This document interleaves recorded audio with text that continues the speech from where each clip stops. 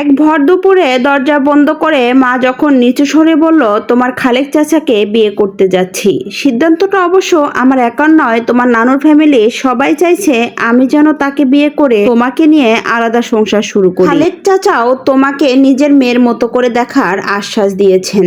অনেকদিন ধরে চিনি বলে কথাটাতে আমার বিশ্বাস আছে। পারলে এখন থেকে তাকে বাবা বলে ডেকো।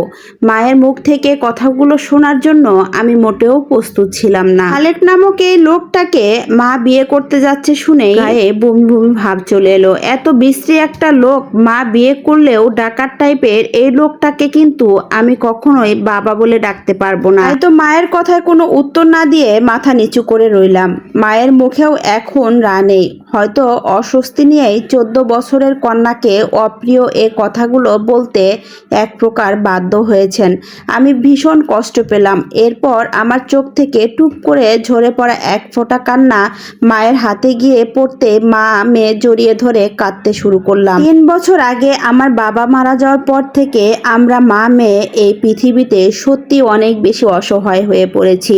প্রকৃতি যেন প্রতিনিয়ত আমাদেরকে নিয়েই খেলছে। আমার বাবা আসাদুজ্জামান, মা সাবিহা জামান দুজনেই ব্যাংকার। ব্যস্ত এই ব্যাংকার দম্পতির একমাত্র মেয়ে এই আমি ছিলাম বাবার একমাত্র রাজকন্যা। আমার বাবার জীবন জুড়ে যেন শুধু কন্যাময়।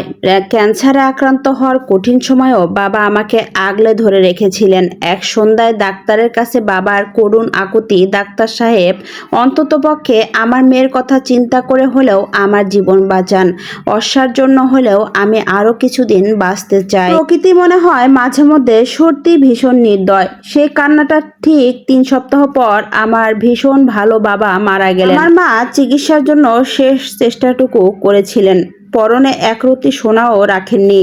পরিচিতদের কাছে ধার এবং স্বামীর জন্য হাত পাততেও তার একটুও লজ্জাবোধ হয়নি। এত কিছু করার পরেও এই অসহায় মহিলাটি তার স্বামীকে বাঁচাতে পারলেন না। বাবার মৃত্যুর সময় আমার বয়স মাত্র 11 হলেও ততদিনে আমি অনেক পরিণত একটা মেয়ে। ক্যান্সার 3rd স্টেজে কনফার্মেশনের পর বাবা কিন্তু 4 মাসেরও বেশি সময় বেঁচেছিলেন। বাবার অসুস্থতার সেই 4 মাসে আমার বয়স বেড়ে গেল যেন 24। আমাকে কেউ বলেনি, তারপরও বুঝতাম আমার বাবা শীঘ্রই মারা যাচ্ছেন। তাই তো প্রতি মুহূর্ত বাবার কাছাকাছি থাকার চেষ্টা করেছি। আমি ভীষণ ভাগ্যবান।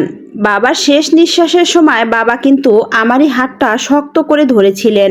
হাতটা ছেড়ে দিতেই বুঝছিলাম বাবা আর পৃথিবীতে নেই। বাবাকে হারিয়ে আমার চাইতে বেশি কষ্ট পেয়েছিলেন আমার মা, এটা আমি বুঝি। আমার বাবা আর মায়ের মধ্যে থাকা ভীষণ ভালোবাসাটা বাবার অসুস্থতার সময়ই উপলব্ধি করেছি।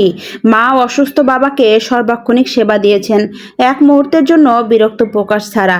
পরম মমতা নিয়ে মা বাবাকে মুখে তুলে খাইয়ে দিয়েছেন। এই দৃশ্য আমার আজীবন মনে থাকবে। বাবার মৃত্যুর 2 দিন আগে এক গভীর রাতে মায়ের কান্নায় আমার ঘুম ভেঙে যায়। আজকের মতো গল্পটা এ পর্যন্তই থাক। যদি গল্পটা সবার ভালো লাগে তাহলে দ্বিতীয় পার্ট নিয়ে চলে আসবো আগামী ভিডিও। আল্লাহ হাফেজ।